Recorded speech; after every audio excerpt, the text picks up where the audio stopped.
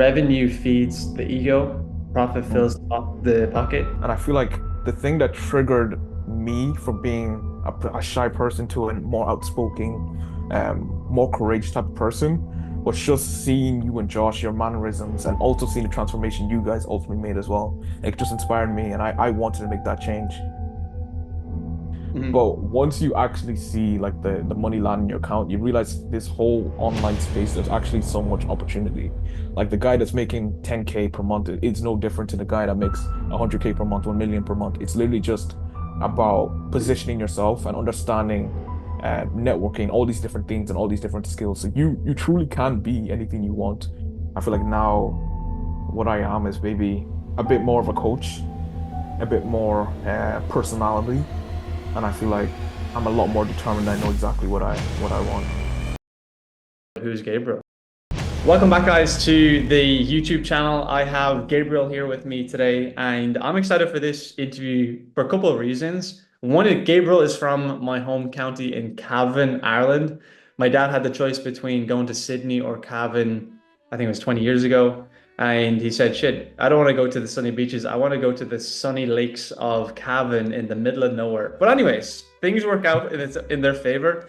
And Gabriel, although I didn't know him before joining AST, he did join through mutual connections. It's funny in Ireland, I think everybody knows a friend of a friend, and it was the exact same scenario with this. Gabriel was a good friend of Josh, who was personally training him, and then he came through affinity sales training, and ultimately that's the goal with today. We want to understand Gabriel from before and after. And Gabriel, I think the best way to start this is if I'd met you on the side of the road, who's Gabriel? Yeah, I would definitely say there's two periods in my life in particular. Like whenever I started, I was more of a shy, kind of just nervous type of guy. I never really liked speaking to strangers. I just had my circle and I would just keep to my circle really. And I feel like sales has changed my whole perspective, not like with speaking, having more conviction, understanding what I want. It really has changed my life. And it's not just the revenue aspect. Now I don't really feel nervous to talk to strangers. I'm on Zoom calls all day, talking to people from America, overseas, and we're casually just having a good conversation. I'm casually just talking about their life, and things that I can basically implement and basically help improve their lives. I feel like that's a beautiful thing about this. I'm transforming myself and then also transforming the people that I speak to. And I feel like now what I am is maybe a bit more of a coach, a bit more personality, and I feel like I'm a lot more determined. I know exactly what I want. Okay. I personally actually didn't know you before hopping in. I know Josh had mentioned you a couple of times before, but I remember you hopping on a couple of the trainings. And then I just saw your wins, and I was like, shit, this guy is just cooking. He's been going through our course, he's been going on to the calls, and he's been just been blazing the other competition, the other sales reps in the arena. You'd mentioned that you'd not always been a social guy. Like, what happened if you're blazing the competition away and you weren't always this kind of social guy? Yeah, yeah, I think it was just a transition in my life. Like at the time, I dropped out of college and I felt like I was a bit lost. I didn't really know what I wanted to do. I saw Yeah. what you, Josh, and a couple other guys like online were doing. I was just really inspired. Like I really wanted to be more. And I felt sales the way, and I did a bit of research on it, found some of the biggest people in the space, Cole Gordon, all of like the big mentors. I Mhm. just was really inspired by all of them. And I feel like the thing that triggered me from being a shy person to a more outspoken, more courageous type of person was just seeing you and Josh, your mannerisms, and also seeing the transformation you guys ultimately made as well. It just inspired me, and I wanted to make that change. And I feel like that's what that's what basically kept me going each day. Because before the wins, I was struggling for a while. Like I would keep to myself. Yeah. But I was struggling for a while, and I would see people winning. And I'm like, what is going on? Am I doing something wrong? But Yeah. I realized it's just human nature. It's just the way it is. You have to prove to yourself and God that you earn the money. Yeah, it's funny you mentioned that because somebody had turned around to one of my friends yesterday and they went up to them in the pub and they said, is that sales thing that those guys are doing? Is that real? Similar to what you said, it's everybody else is just putting in some wins, and you're like, shit, what's going on? But like, can you walk me through those early days? Like, what did that look like? Yeah, yeah. So whenever I started, really, I remember I would see people win, and a lot of people would be asking me whenever I put my wins in the channel, they'd be like, they wouldn't believe me. And like, I Yeah. don't blame them. Like, I remember even seeing you and Josh, a little bit of me. I wanted to see proof. Like, I didn't really believe it. Mhm. But once you actually see like the money land in your account, you realize this whole online space, there's actually so much opportunity. Like the guy that's making 10K per month is no different to the guy that makes 100K per month, 1 million per month. It's literally just about positioning yourself and understanding networking, all these different things and all these different skills. So you truly can be anything you want. You just need to go out there and do the research, do basically put in the work, and you can get there. Just don't give up. Look at other people's wins and inspire from it. Don't be jealous of it. And I think that's something a lot of people they tend to get wrong. Whereas whenever I see you, Josh, get a win, it inspires me. I want to do more. I want to be better. And I feel like that's a powerful thing you can implement in your life. It's interesting because like it's obviously a cliche for a reason when you mention the people you hang around with, it pushes you forward. Like, and this is in any aspect of life. You play with people who are better than you at soccer. Like typically you're gonna feel the pressure to be like, shit, I need to get better, I need to get quicker, I need to train more. Same when you do boxing, when you get destroyed by somebody else who's been training for more than 6 months than you. Mm. And with any other sport out there, I feel like business is sport as well. Business is war. It's like the modern version of war where people are fighting for resources. They're all fighting for the cash flow. All the clients that you have, everybody's fighting for the same thing, or even your position, right? People are fighting to say, no, I can do a better job than Gabriel in that closing position. And who knows, maybe they could, but for you, it's like, shit, we need to fight for our own all the time. I think Napoleon put it perfectly. It's like fleeting. Oh, I can't remember. I I'll know get exactly the what you're quote. talking about. I'll Yeah. get the quote, the specific quote. Boy, to add to your point, it's a cliche for a reason, and it's just a transition. Like as people would say, it's like right, well, is this all real? Until you see that hit your account, you're like, shit, I think it is. Yeah.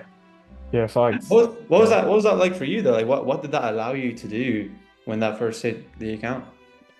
Yeah, my first paycheck I remember was 3,000 and I like genuinely the happiest moment of my life. Like show my parents, my brother, my sisters, like literally everybody in my family. It's just such a like unbelievable feeling. The fact that you've put in so much work for so many months and now you're finally seeing the fruits of your labor essentially. And it's just a so real for re like feeling. And it's something that each month I would strive and try and feed on. And that's because of that, I would constantly get more and more money each month because I wanted to have that feeling and I wanted to have that satisfaction. I feel like it's very Yeah. powerful. So whenever you're in sales and you're not making money, just keep going because eventually something's going to land in your account. And then once that happens, you're going to have that feel good factor. You're never going to want to get away from it. You're going to want to keep chasing it. And you want to use that to your advantage. Yeah, yeah, it's an interesting one because sometimes with sales, like you have that huge trajectory upward, you get a like huge dopamine rush. You're like, shit, I need to hit this again and again and again. But most people don't even get that ever because during those first 6 months where things might not be going so well or it's going rocky or maybe you're in the wrong offer or you're in the wrong group or you're talking to the wrong people or you're just not that good at sales and so you're not closing clients during that period, it's very, in my perspective, easy to just drop off and like just stop. But like, what kind of happened with yourself that made it different? You said, no, I'm going to keep going. Funny enough, Alex Ramosi was the person. Like, Yeah. there's this graph he has, and it's so hard for me to like visualize it, but there's 4 steps people usually take whenever they take on something. So this could be videos to a business plan, literally anything. And the first thing is literally taking action. A lot of people they tend to read information, but they don't take action. The second step is when you basically face your first challenge. Then the third step is basically where you crash and burn. This is where 99% of people go. But the 1%, those who basically go through that slump are the ones who basically see the results. So whenever I didn't make money for literally 5, 6 months, I just kept going because I knew it was part of the process. Because yeah, Josh definitely highlighted that to me that if you want to make this money, because entrepreneurship isn't just uh, a month's game, it's a year's game, decades game, and I need to understand Mm. that. So if it's 6 months I don't get money, but for the rest of my life I learned something that's going to benefit me forever. I mean, look at the benefit. It's gonna benefit you. But yeah, I'd like to know your perspective on that as well. Yeah, I like what you had said, and just even to add to it, the reason we can do so well in business is if you're thinking, and I say this in terms of your perspective as well, if you are thinking in years or you're thinking in decades, remember, even like with SaaS sales or like software sales or tech sales or uh, enterprise sales, they're thinking in 6 months, they're thinking in years to close deals. They're not thinking, hey, who did we close this week, this month, today, right? So there's this huge pressure depending on what industry you're in. And if you're not thinking long term, it's not going to work. Because if you're telling yourself that, hey, at least I'm 1% better than yesterday, that's the goal. The goal is always to be a better individual. I think Marcus Aurelius always spoke about that in terms of as long as you're striving to get better at what you're currently doing, you're on the right track. And to get Mm, the quote, because I looked it up again, glory is fleeting, but obscurity is forever by yeah. Napoleon. And what that basically means is your glory is fleeting where you have to constantly work for what you want in life. You don't just, like build a business, hand it off to somebody, not look at it anymore, and you continually make money. Like that will crash and burn if you don't keep an eye on it, or somebody will eventually rob you. And obscurity, on the other hand, right? People who don't take the risk, people who don't get into sales, people who don't get into business, is forever. Meaning, if you don't make a mark on the world, technically, even after 2 generations, you've effectively not existed. Because we all know after 2 generations, you're not going to be remembered anyways. However, if you don't help anybody throughout that point or leave a mark on the world, Mm, you've technically not existed. mm, And at first, that's a scary thought. But for most people, remember, like 30% of people can't even make their own thoughts. Like when you walk into a room, 3 out of 10 people look at you and think nothing. And that's the competition that you're dealing with. Boy, that's why you need to make a mark on the world. Like for me personally, the thought of leaving this world and not having the Mulvey second name is a highly respected name because Mulvey literally means a honorable chieftain, somebody who can lead the pack. If I can't live up to that, what am I? I'm disrespecting my entire bloodline. So like for you, what would you add to that? yeah, man, that's powerful. I think whenever you're aware of that, whenever you understand that, you truly understand that, I think you're gonna have internal motivation, not even motivation, just internal discipline, because you're not just living your life for yourself, you're basically doing this for kids, generations. And I think that's powerful. Um, and yeah, I 100% agree with it. That's why I think the best thing you can do is find something you're passionate about. Like that could be sales, or it could be business, or selling something, and then basically continuously just work towards it. Because if you have the drive for it, and it's something that you know you want to do, and you understand, and you have internal discipline in yourself, there's no way you can ultimately fail. And I think that's very important. Whether you're in sales, business, or wherever you are in life, if you want something, you have to essentially grab it by the neck and You have to keep drive. working for it. You just have to keep working for it. It's just not going to happen. I don't know who screams this fairy tale of passive income. Like, sure, you can put money into S&P 500, you can get dividends, you can get dividend stocks, you can invest into real estate, and a portion of that is, I would believe, passive, but you still need the process in place to make sure that your tenants still pay. But when it comes to business and the building out the money for the passive income, that's just not passive. It's not passive at all. It's all active income. Mm, And I think that's where most people have been lied to in that portion. If they put 100 away each week, it's going to build this passive income, and all of a sudden, when they're 90 years old and they're frail and can barely live or can barely walk, I mean, hopefully then you'll yeah, be able to go to Capri, or you'll be able to yeah, go to that cruise that you want to go on, right? And it's mm, unfortunate because people aren't thinking backwards. If you want to even put like 100K in savings and you want to get a house, you want to get a deposit, what does that actually look like? How much do you need to put aside each month? And it would be scary because if you want to do that in 1 year, what does that look like? You have to leave 10K aside. Shit, how could I do that? Is that unrealistic? Well, for what I'm doing, maybe. But what would Warren, who was leaving 10K aside a month, do in that scenario? What would he be doing? What business would he run? How much would he be making to say it's okay to leave 10K aside? Right? Because we're in this position in business where we're reinvesting a lot, and it's like shit. I don't think Warren right now would be taking out the money. I think it'd just be all reinvested. Mm. And for you, you're in a position where you're closing and you're about to leverage your time to build out some sales teams. What's that kind of been like for yourself? Because it's all about leverage and it's all about thinking in reverse, especially when it comes to Yeah, sales. yeah, no, it's completely different. And honestly, yeah, I am enjoying it.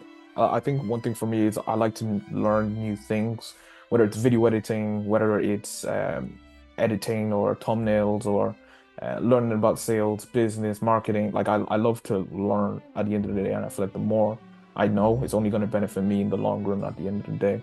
So yeah, I've been learning more about delegation, leadership, especially how to become a better person, a better man. Those were really what I've been focusing on the past like three months.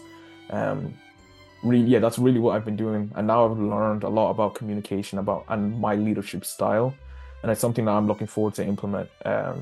And use my coachability, like my coaching ability, to ultimately teach others what I know and help point them in the right direction to scale companies. And I think that's what's so exciting, that I can use what I have and leverage it. Yeah, yeah. It's important.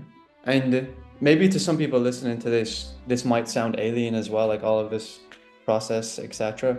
Um, to somebody who's in management, I think it's important, or somebody who wants to go in, because you have to think a different way. I feel like skill set of somebody closing deals and managing is completely different. And I'm glad that you Mm. said, yeah, I'm trying to build that out. You're trying to learn those skills before you dive in deep, because otherwise you're just going to crash and burn.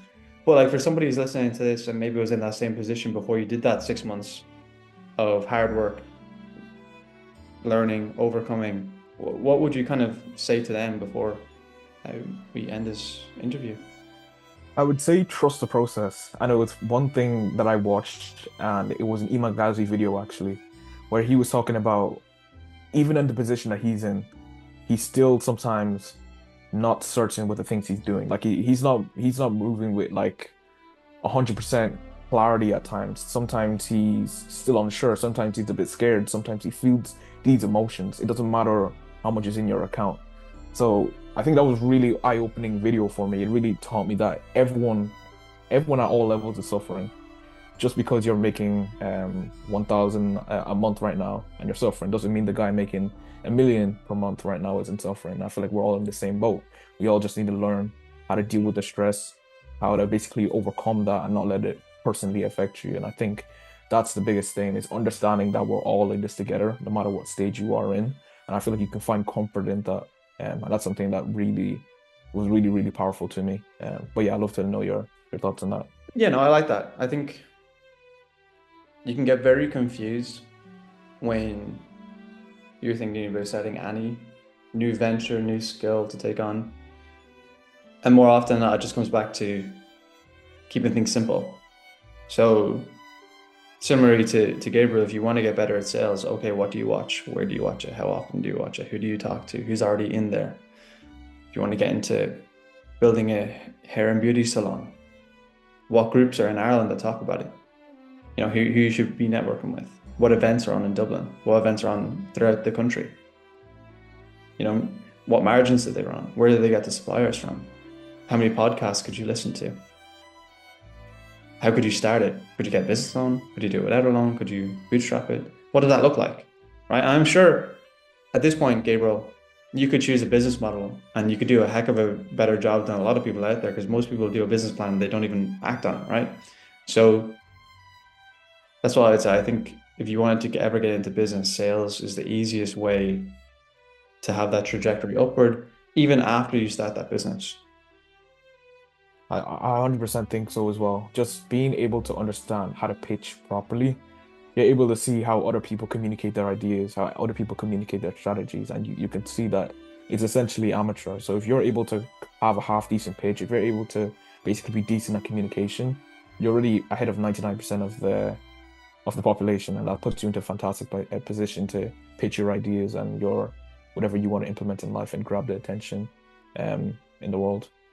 Yeah, 100%. So I think it's a great point to leave it off on because you see it time and time and time again. And even if you look at all the billionaires and millionaires out there, most of them started in direct sales before they get into business. A couple of reasons for that. Obviously, you get better at sales, you get better at communicating with people. But typically, you see the ins and outs of a business that's already doing well. What process did they have in place? Who did they have employed? How much did they pay them? What does the structure look like? The organization chart? How often do they meet for calls? What do they talk about on the calls? Right? You know the ins and outs before even doing your own. Mm. So what I would say to anybody listening to this, if you do want to join Affinity Session, we'll have the link in the description on here. You can reach out to Gabriel. Gabriel, do you want to plug your Instagram, your Twitter? I'm going to have them in the description as well, but if you want to call them out and where people can contact you, maybe even have a chat before joining AST. And yeah, if you can plug those, that'd be cool.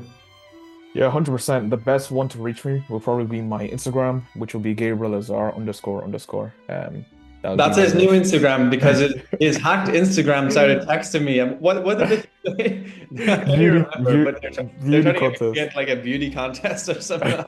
This is not Gabriel. Oh no. But yeah, hit up Gabriel on his Instagram if you have any questions for him. If you're looking to get into sales, Affinity Sales Training is the easiest way to get in. We're on a mission to save and help 1,000 people this year get into sales. We've already trained around 1,300 people to get into sales. Gabriel is just one of those. And so with that, as I always end these YouTube videos, stay blessed, stay true to yourself always, and create your own reality. Until next time.